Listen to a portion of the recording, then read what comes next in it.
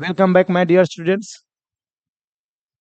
आज जो मैं आपसे बात करने वाला हूं, जो आज का हमारा जो क्लास है, उस क्लास में मैं आपको वर्ब के बारे में, ये जो वर्ब होता है ना, जो हमारा सबसे जो मोस्ट इंपॉर्टेंट पार्ट है ना ग्रामर का, वो इस ग्रामर का हमारा यही है, वर्ब है ना।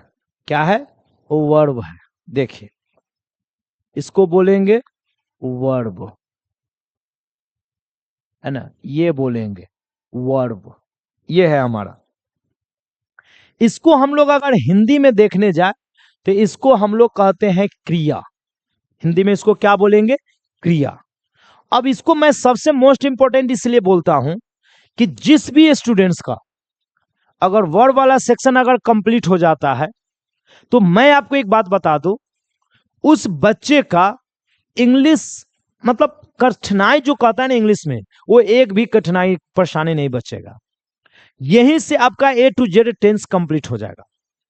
अगर जो बच्चा इसको अगर कंटिन्यू वॉच कर लिया, अच्छे से पढ़ लिया, मैं आपको विश्वास दिलाता हूं टेंस उसके लिए एकदम बिल्कुल खिलौना बन जाएगा। और ये मैं टेंस का पूरे यहां पर कहानी खत्म कर दे रहा हूं। बस आपको क्या करना होगा, सिर्फ और सिर्फ इसको आपको कंटिन्यू वॉच करना है, अच्छे तरीके से देखना है। चलिए, कहेगा सर कैसे? तो देखो, आपको ये बात पता है, मैं थोड़ा सा बता दूं कि वर्ब में आप जाइएगा तो वर्ब का मेनली रूप से दो गो पार्ट होता है। ठीक है, वर्ब का मेनली रूप से दो पार्ट होता है, ये आपको भी पता है, जिसमें एक को हम लोग कहते हैं मेन वर्ब। किसको बोलते हैं? क्या बोलते हैं?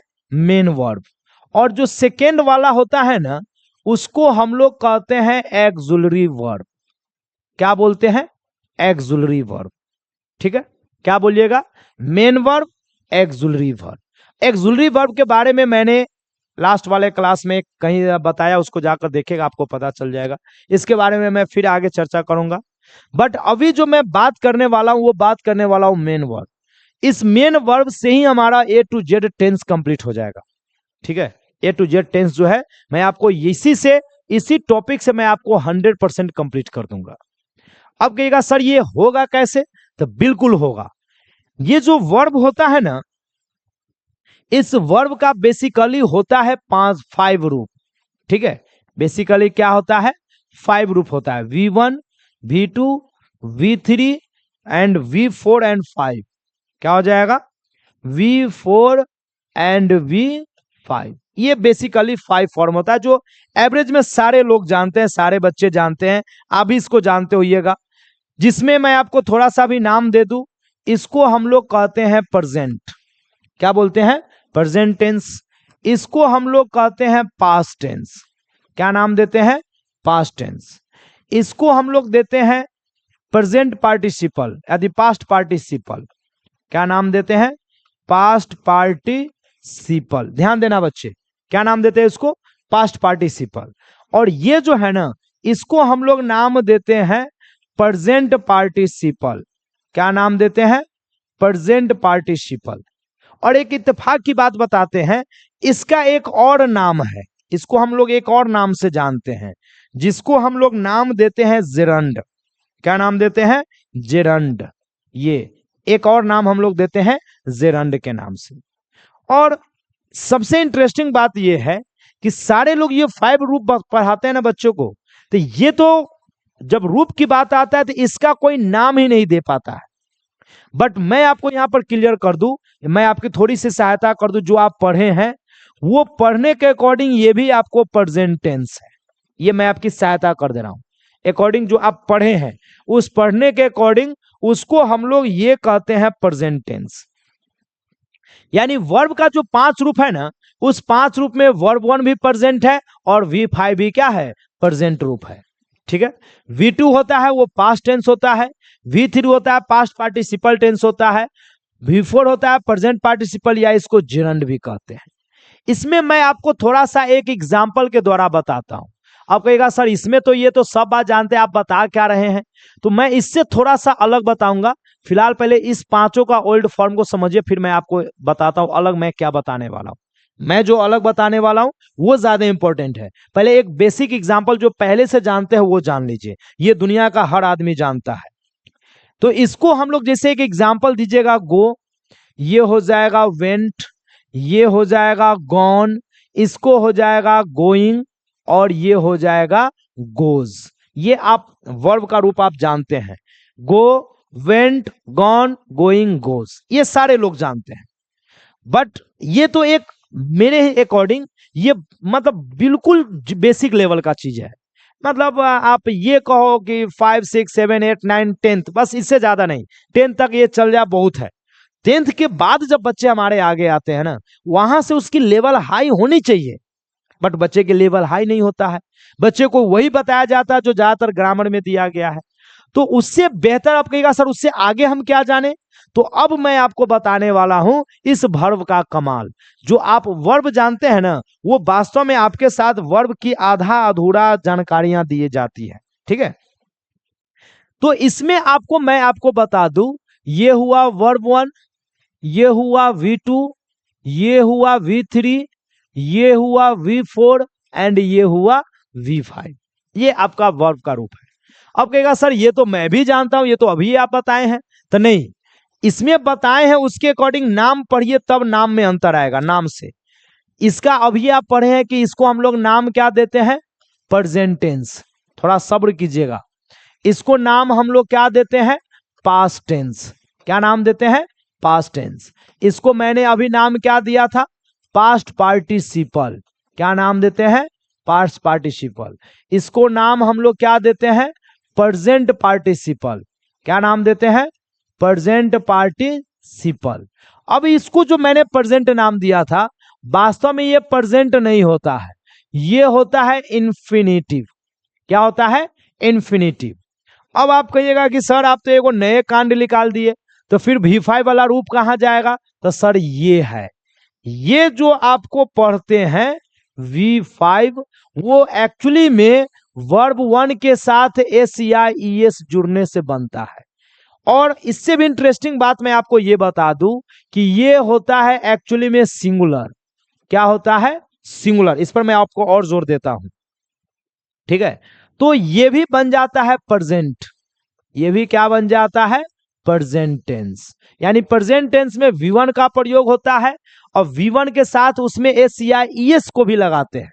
अब आपके माइंड में जाएगा कि सर आप में हमको ये क्या कंफ्यूजन में डाल रहे हैं, V1 के साथ एस या ईएस। तो बिल्कुल सर, ये V1 जो होता है ना, वास्तव में ये होता है प्लुरल फॉर्म।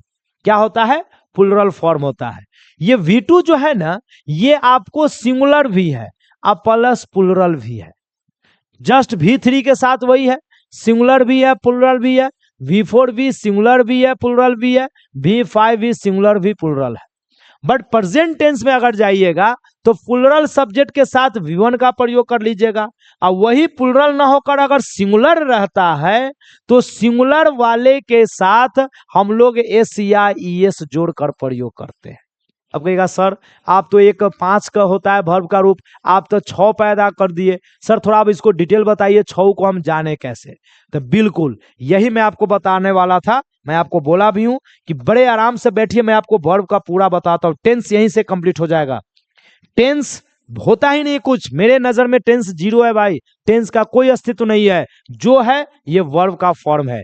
जिस बच्चों का ये वर्ब का रूप कंप्लीट हो जाएगा, मैं आपको लिखित गारंटी देता हूं, हमारे वो बच्चे को टेंस में जीवन भर कोई तकलीफ नहीं होगा, जीवन भर उसको कोई दिक्कत कठिनाई नहीं होगा। तो कहेगा सर अब इसके लिए करे क्या, तो जरा जुड़े रहिए। चलिए कंटिन्यू वॉच करते हम लोग आगे बढ़ते हैं। जैसे मैंने एक रूप बताया था गो, याद होगा इससे पहले भी एग्जांपल दिया था। तो इसका रूप होता है गो, वेंट, गॉन, और ये होता है गोइंग। अब ये जो इन्फिनिटिव है ये होता है टू गो। क्या होता है, टू गो। मैं एक एक करके सब रूप का इस्तेमाल बताऊंगा। और ये जो वर्ब का सिंगुलर रूप है ना, वो होता है गोज। अब कहिएगा सर अब तो हम कंफ्यूज हो गए, टेंस में किसका इस्तेमाल कब करेंगे। तो बच्चा घबराना नहीं, अब मैं ये सारे कंसेप्ट दूर करने जा रहा हूं। देखो गो या गोज दोनों का मतलब होता है जाता है। क्या होता है, जाता है, जाती है, जाते हैं, है ना। जाता हूं, क्या हो जाएगा, जाता हूं, जाती हूं, ये हो जाएगा, ठीक है। ये वेंट है, वेंट का मतलब हो जाएगा गया, गई, गए, या यूं ऐसे भी कह सकते हैं, गया था, गई थी, या ऐसे भी कह सकते हैं गए थे, ये हो सकता है। कहेगा सर गॉन, तो गॉन का मीन्स हुआ जा चुका, क्या हो जाएगा, जा चुका, जा चुकी, जा चुके, ये इसका अर्थ होता है। गोइंग मीन्स क्या होता है, जा रहा, जा रहा, जा रही, जा रहे। कहेगा सर टू गो का मतलब, तो इसका मतलब हो जाएगा जाना, जानी, जाने, ये हो जाएगा जाना, जानी, जाने। अब ये जिस बच्चे को मेरा कंप्लीट हो जाना भाई साहब, मैं आपको विश्वास नहीं, पूरे 100% विश्वास दिलाता हूं, वो टेंस की तो एकदम मां बहन करके रखेगा, ये वो टेंस उसके लिए एकदम मजाक बन जाएगा। कहेगा सर तो थोड़ा इस पर हमको अब झलक दिखाइए, अब तो मेरी उत्सुकता बढ़ते जा रही है, मैं तो 5 ही रूप पढ़ा था, अब आप तो 6 रूप बता दिए, और देखने से तो 6 रूप का प्रयोग होता है, तो चलो मैं आपको एक एक करके इस्तेमाल करता हूं, एक एक करके इस्तेमाल करना बताता हूं। बच्चा एक बात आप याद रखिएगा, जैसा कि आपको पहले से ही पता है कि वर्ब जो होता है ना, वर्ब जो होता है, इसमें मैं आपको एक बता दूं, किसी भी सेंटेंस का, कोई भी सेंटेंस हो, स्ट्रक्चर का रूल है कि अगर उस सेंटेंस में सब्जेक्ट आएगा और उसके साथ वर्ब आएगा, ठीक है, सब्जेक्ट और वर्ब तो आना ही आना है, तो इसमें कहता क्या है कि अगर आपका सब्जेक्ट होगा सिंगुलर, क्या हो जाएगा, सिंगुलर, तो ये लिखित गारंटी है, 100% है, इसके साथ वर्ब जो लगेगा वो वर्ब भी सिंगुलर लगेगा। क्या लगेगा, सिंगुलर लगेगा। अगर आपके साथ सब्जेक्ट क्या दिया हुआ है, सब्जेक्ट प्लूरल रहेगा, सब्जेक्ट क्या रहेगा, प्लूरल रहेगा, ध्यान दे दीजिएगा, क्या रहेगा, प्लूरल रहेगा, तो इसके साथ जो आपका वर्ब लगेगा ना, वो वर्ब भी क्या लगेगा, प्लूरल लगेगा।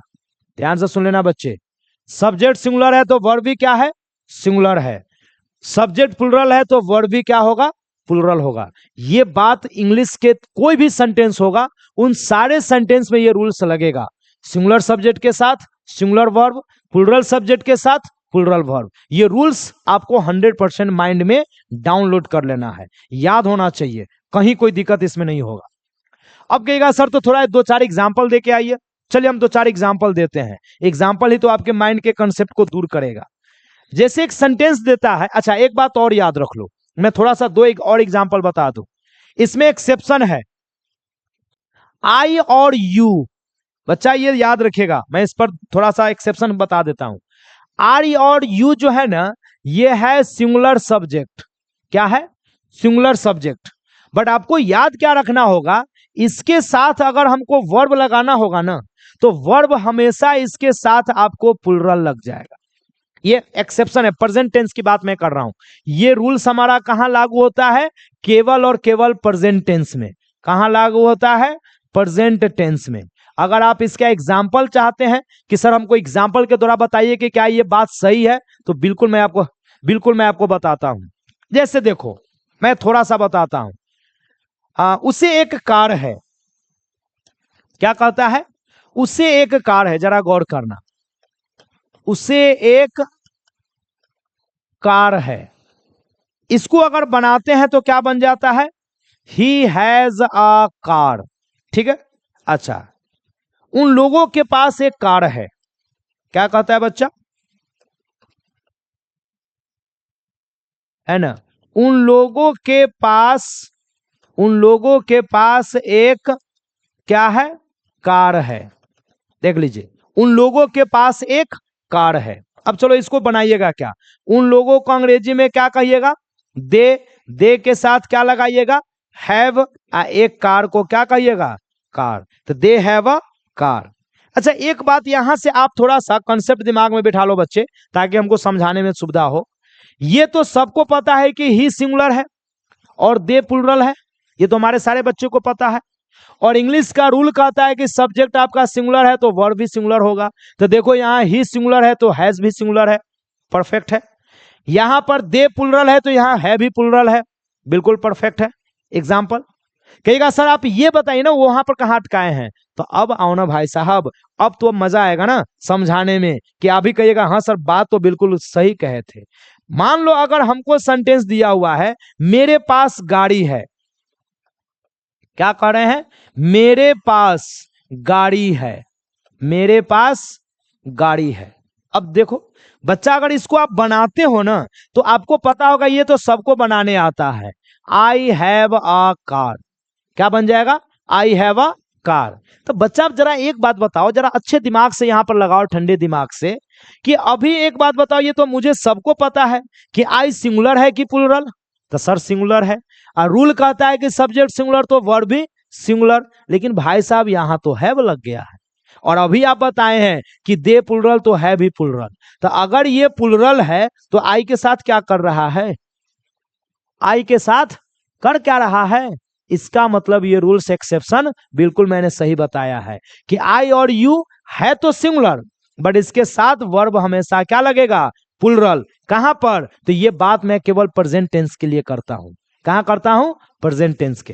कहेगा सर तो आई का बता दिए, एगो यू का भी कहिए। कहे नहीं सर, बिल्कुल यू का भी एग्जांपल देखेंगे। जैसे मैं आपको कहता हूं आपके पास गाड़ी है, तो चलो आपके को अंग्रेजी में क्या कहिएगा, यू हैव अ कार। अब फिर देखो भाई साहब अगर यू सिंगुलर है तो इसके साथ हैव क्या कर रहा है, कहीं पर आप देखा है, गलती से देखा है यू हैज अ कार, कहीं नहीं देखे हो। तो ये एक्सेप्शन है, आई और यू एक्सेप्शन है, ये बात को आपको दिमाग में रख लेना होगा, उसके बाद वाक्य दिक्कत नहीं होगा। चलिए अब हम लोग आगे बढ़ते हैं। हमारा रूल्स अब अकॉर्डिंग टू रूल्स हम लोग आते हैं। थोड़ा सा यहाँ पर मैं छोटा सा कर रहा हूँ ताकि हमको यहाँ बताते समय आपको दिक्कत ना हो, कि पता चले कि हाँ भाई यही चीज तो सर बता रहे हैं, मतलब पता चले मैं बोल रहा हूँ और आप कहिएगा सर ये कहाँ कहाँ से ला रहे हैं। ये पांचों रूप मैं आपके सामने स्क्रीन पर ही रख रहा हूँ, ठीक है, ये मैं सब स्क्रीन पर रखता हूँ। अब यहां से मैं आपको एग्जाम्पल लेकर चलता हूं, ठीक है, यहां से मैं आपको एग्जाम्पल लेकर चलता हूं, गौर करना। जैसे कहता है वह, देख लेना बच्चा, क्या कहता है, वह घर जाता है, देख लेना, वह घर जाता है। अब एक बात बताओ, जाता है जाती है, बोर्ड पर यहां पर बच्चे मेरे ध्यान देना, मैंने यहां पर लिख रखा है जाता है जाती है। इसके लिए एग्जाम्पल या तो आप गो लगाओ या नहीं तो गोज लगाओ। तो अब गो लगेगा या गोज, वो डिपेंड करेगा आपका सब्जेक्ट सिंगुलर है या प्लुरल। अगर सिंगुलर है तो गोज लगेगा, प्लुरल है तो गो लगेगा। तो एक बात बताइए, वह घर जाता है में काम हुआ जाने का, कौन जाता है, वह किधर जाता है, घर, और ही तो आप सब जानते हैं कि सिंगुलर है।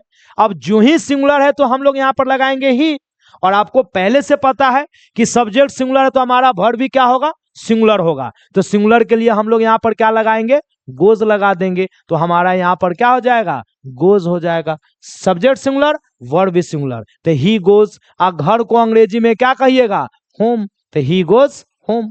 लेकिन बच्चा अगर यहीं पे सेंटेंस ये आ जाता है वे लोग घर जाते हैं, वे लोग घर जाते हैं। अब इस वाक्य में जरा सेंटेंस में ध्यान दो बच्चा, बात किसके बारे में हुआ, वे लोग क्या करता है, जाता है, किधर जाता है, घर जाता है, ठीक है। तो अब इस पर देखो, वे लोग को अंग्रेजी में क्या कहिएगा, दे। अब एक बात बताओ, दे सिंगुलर है या प्लुरल, आपके नजर के सामने है, तो आप भी जानते हैं कि दे प्लुरल है। अब भाई साहब दे प्लुरल है तो भर भी प्लुरल लगाए हैं, तो हमें भी भर प्लुरल चाहिए। प्लुरल का मतलब क्या हुआ, गो हो गया, तो यहां पर क्या लग जाएगा, गो। और घर को अंग्रेजी में क्या कहिएगा, होम, तो दे गो होम, वे लोग क्या करते हैं, घर जाते हैं। अब कहिएगा सर अपवाद वाला बता दीजिए, तो देखो भाई मैं अपवाद वाला भी आपको क्लियर कर देता हूं। जैसे मैंने आपको बोला था मैं घर जाता हूं, ये सेंटेंस रहेगा, मैं घर जाता हूं, ठीक है। अब यहां पर देखो मैं बात किसके बारे में किया, मैं के बारे में, तो मैं का अंग्रेजी क्या हो जाएगा, आई। और अभी आप जानते हैं कि आई और यू यहां पर मैं लिख रखा है, आई और यू आपका क्या है, अपवाद है। आई और यू क्या है, अपवाद है, एक्सेप्शन है। यानी है तो सिंगुलर बट वर्ब इसके साथ हमको क्या लगेगा, प्लूरल लगेगा। तो प्लूरल का मतलब क्या हो जाएगा, गो हो जाएगा। तो यहां आई के साथ क्या हो जाएगा, आई गो होम। आपको अब पता चल जाएगा गोज क्यों नहीं लगाते हैं। या इसी में कहिएगा सर आप वाले तुम वाले को बता दीजिए, तो चलो ये भी कह लो, आप घर जाते हो, ये भी सेंटेंस ले लो, आप घर जाते हो। किसके बारे में आप बात किए, आपके बारे में, तो आपको अंग्रेजी में क्या कहिएगा, यू। अब अकॉर्डिंग टू रूल अगर यू सब्जेक्ट सिंगुलर है तो वर्ब भी सिंगुलर लगना चाहिए, बट यहां एक्सेप्शन भी याद रखना है, यू है सिंगुलर बट वर्ब हमेशा कैरी क्या करेगा, प्लूरल। तो प्लूरल मींस क्या हो जाएगा, गो। तो यहां पर सीधा हो जाएगा यू गो होम। ठीक है, तो ये बेसिक कंसेप्ट था। मैंने आपको ये वर्ब का जो फर्स्ट फॉर्म है ये मैंने आपको क्लियर किया है, इसको आप कंप्लीट करके रखिए। नेक्स्ट जो क्लास हम लेकर आते हैं उसमें हम आपको V2 को भी तोड़ते हैं, V3 को भी तोड़ते हैं, V4 और V5। अगर ये पांचों वर्ब अगर तोड़कर बच्चा अगर कंप्लीट कर लिया ना, तो मैं आपको वादा करता हूं टेंस आपके लिए खिलौना हो जाएगा। यहीं पर आपका टेंस कंप्लीट हो गया। टेंस नाम से एक भूत बैताल बनाकर बच्चों को डराया जाता है, अरे टेंस है, ये टेंस कुछ नहीं है, जो है वर्ब है। क्योंकि टेंस का डिफिनेशन ही कहता है tense is the form of verb. Tense क्या है, क्रिया का एक रूप है। तो भैया क्रिया कर लो ना, वर्ब तो अपने आप हो जाएगा। ठीक है, तो चलिए मिलते हैं फिर अगले क्लास में, तब तक के लिए बाय बाय। स्टॉप कर लीजिए।